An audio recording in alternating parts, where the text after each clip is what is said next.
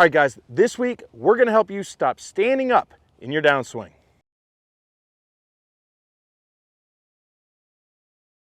All right, so one of the most common questions we get in the comments is, how do I stop standing up in my golf swing? Now, to me, standing up in the golf swing is simply early extension. It's a movement in the downswing where the pelvis moves towards the golf ball and the head moves back and the chest moves back. Now, it's usually caused by one of three different scenarios, and we're going to take you through it. What is the most common reason that you see players early extending? The most common one that I see is from the shaft pitch and it being too steep. Yeah. So a player will come into the golf ball and it'll be really steep, but in order to get back, they have to push everything out super early, stand up, and that's their way of matching up that tilt. If you're doing that, that will definitely get the center of mass moving back behind your hands. So that does put a player in a functional position where they have a chance to hit a golf ball. Now, another common theme when it comes to early extension that we see is the player who's struggling with their club face. Explain that one. So a lot of the times with the club face, with what we see is it'll be way too open, and a player will have to early extend and stall out and flip their hands back to the golf ball in order to try and square it up. Sure, you can see early extension occurring when the player is definitely stalling out. And the third one, it's balance. Talk about that. What happens in the backswing to get a player early extending? So a lot of the time, the player will be getting forward with their pressure. They'll be diving down towards the golf ball, and then in order for them to try and save it and make some sort of contact with the golf ball, they have to back out of it and early extend and stand up. Absolutely. So those are the three main causes of early extension we see in the golf swing. So if you're the player that's struggling early extending because you have path issues, we have to do something to keep that club head more behind the hands.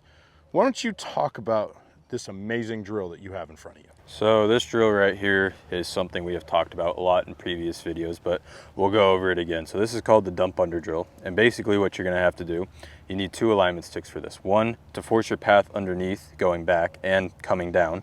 And then the other stick right here is gonna force your path going more out. So usually when a player is early extending, their path is gonna be super steep and finishing low and left, and this is forcing everything in the opposite direction.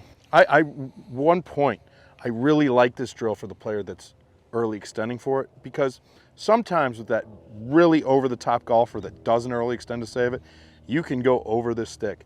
But if you're going up this way and bringing the shaft behind you late, you're definitely going to hit that stick. So there's no cheat in this drill. You have to learn how to do it. Why don't you show everyone what we're looking for with this? So what you're going to do, take it under and take it over. And you could start with half swings, bunt swings, and then you can slowly add speed into it. That's nice. Just a nice little draw there. That's going to really put you in a position where you keep that club head behind your hands and put yourself in a good position to hit a golf ball. Now, if you're the player who struggles to control the club face, we need to start adding something to our golf swing to get ourselves in a good position. What's one of your favorite drills for squaring up that face and learn how to use your body in a conducive manner to rotation instead of stalling out and flipping? So this is a drill that I give a lot of my clients just to make sure that they can square up the club face, because a lot of the times the club face will be way too open. So a good drill for this, and all you're going to do, this is going to be another half bunt swing, but what you're going to do is you're going to take it back, you're going to flex the wrist right here. This is called flexion. It's basically closing the face, but it's really just squaring it. And then from there, you're just going to make a little half swing and turn on it. If you rotate with it, with that face being square, this ball should have a slight little draw to it, or it'll be dead straight. Okay. There, flex it. Now, when you're doing that drill, that's going to handle two parts. First, it's going to help you learn how to control the club face. Second, it's going to start teaching your body how to turn versus just stalling everything out and flipping it. Because if you close it and flip it, you're just going to snap hook that thing completely off the face of the earth. So you have to start getting that rotation out of your body. Now, the final thing players are struggling with, balance points, okay? What's a good feel for putting yourself in a good position at the top of your backswing where you're not losing those balance points in your movement? So the best thing you can always do is to film yourself, and you can always double check. Sure. So the three things that I have learned from you with balance points is you need the balls of your feet, the kneecaps, and the back of your armpits all to line up. If you have all three of those things in a line, then you're going to have good balance. So that means basically I can go behind you and I can push you, and you're not really going to fight. You're going to fight me a little bit because you're balanced. You're not. It shouldn't be so easy to push you forward. Sure. So the best way to do that, and how I like to do it and how I teach it, is it's a 3-step process. So I'll have the player stand up really straight. I'll make sure that they get the weight in the balls of the feet, which is right here. Then from there, you want just a little bit of knee bend. So a good way to tell is if you look straight down, you can see your kneecaps are just going to be over the balls of your feet. And then from there, if you extend your club out like this, and this is called your thoracic spine right here, this is where all your rounding in the shoulders comes from. If you go there and you just bend down to the ground with those shoulders, you're going to be in a good spot where everything's going to be lined up. Okay. Let's talk backswing. Okay. In your movement, we've set up perfectly. We have good balance points. Now we want to get up to the top. I've seen players lose all their positioning, even with a good setup.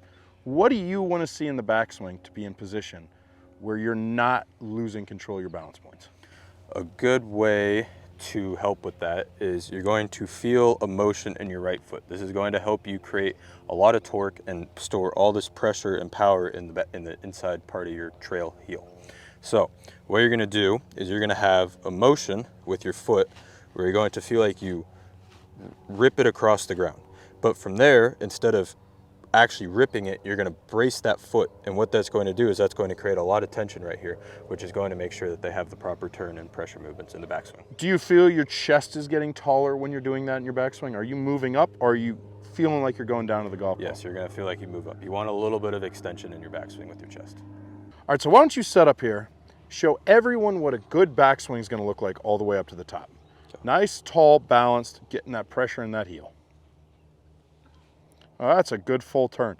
From here, he's got depth, he's got turn, he's going to be in a good position where those arms can work out to the golf ball, get the butt of the club working down to the golf ball, keep the club face under control, and we're not going to have to compensate with early extension.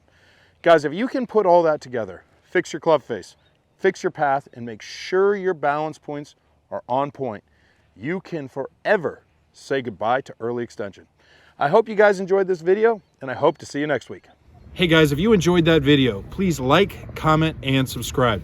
I greatly appreciate every single one of you. I come out with new content every Saturday, Sunday, and Wednesday.